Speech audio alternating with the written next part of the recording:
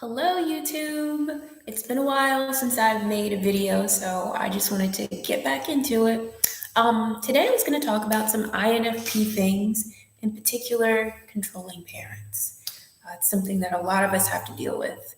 INFPs are typically described as having a rich inner world because we actually do. In addition to having like this huge, intense imagination, we are also almost always on this quest to of personal growth and like self-discovery.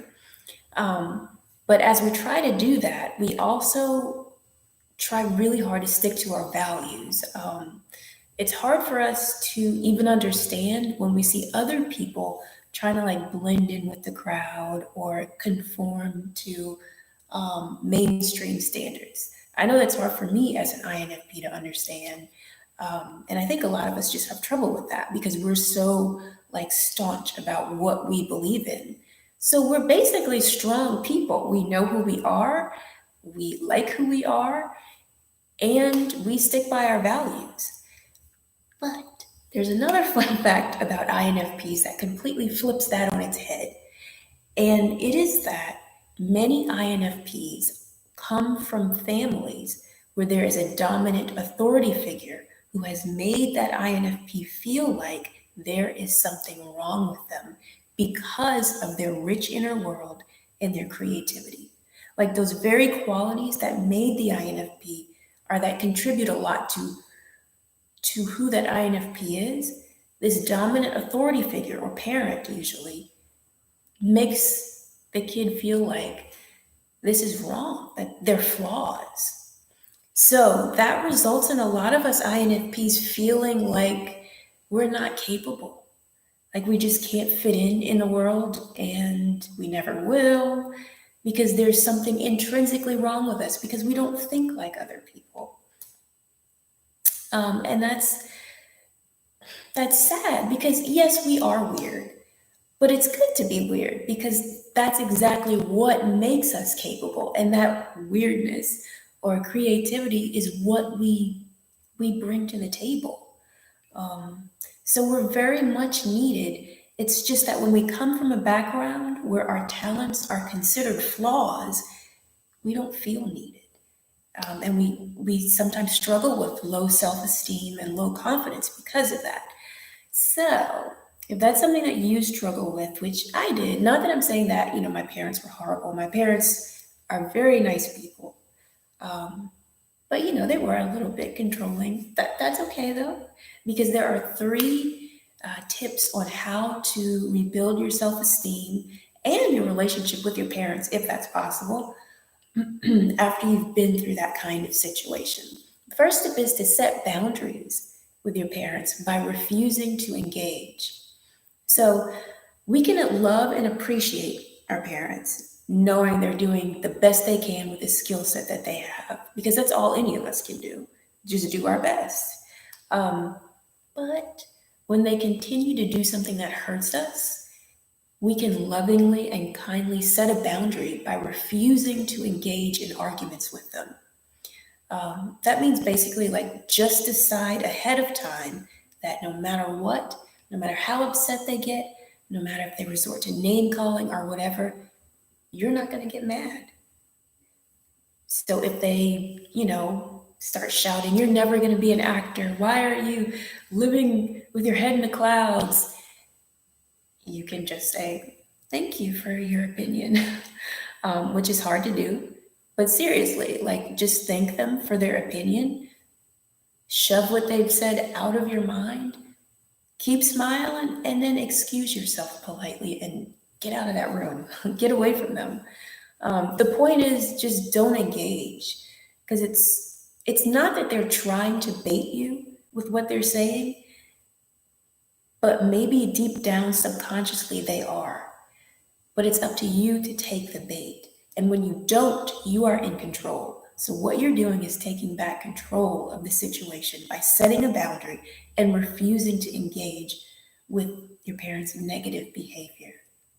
Eventually, hopefully, after a pattern of that, of seeing you not engage, your parent will say, okay, well, there's no point in me shouting you're never going to succeed and your creativity is terrible and blah, and they might stop. A second tip is to have a conversation with your parent about their behavior. This is a little difficult. And INFPs are often known for being non-confrontational, if that's the right word. I think it is. Yeah, we don't like conflict very much, but at the same time, because um, we have such strong values, we are not afraid to speak up on behalf of those values. And so that means we do have it in us to face challenges. We just have to do it. So this is one of those challenges. It might be a good idea to plan what you're going to say to your parent. What I would do is invite them over for a meal. Like if it was my mom, for example, I would schedule a lunch with my mom and I would make the food myself, or if we go to a restaurant, pay for the food myself. Like I just want her to know that I'm taking care of her. And then before I bring up anything else, tell her how much I love her. Let her know that I appreciate her. And this is not me like attacking her. The next thing I would do is explain that because you're so important in my life, I want to be honest with you about something. And then tell her, when you say A, B, and C, that makes me feel horrible because blah, blah, blah. So I would simply tell her what she's done that's hurt me, how it made me or feel, or how it hurt me specifically, and then explain what sort of behavior would be more helpful or healthy, would be healthier for the both of us. So give her an alternative form of behavior. So that's 3 steps again. The first thing is to explain what behavior specifically hurt me, how it hurt me, and then give her an alternative form of behavior. And this can all be done very gently. Like you don't have to say, when you screamed at me, blah, blah, blah, it made me feel terrible and I hated you for a minute. You can just kind of say, for example, acting. If that's something important to you and your parent does not approve of that, you could say something like, I love you and I want you in my life, which means that the things that are very important to me, I hope will be important to you. And one of my goals is to become an actor. So yesterday when you made fun of that to some of your friends, that hurt me. Do you think that you could support me as I pursue my goal of becoming an actor? Because if you did, it's up to you, but if you did, that would make me very happy. And of course, that was not like the most fluent delivery, but basically it's something that just is gentle and doesn't make them feel like you think they're a bad person, but that makes them feel like you love them and you want them on your side. And that's the only reason you're having this conversation.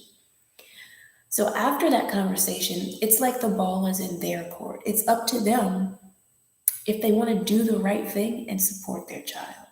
And hopefully they will. I think most parents would.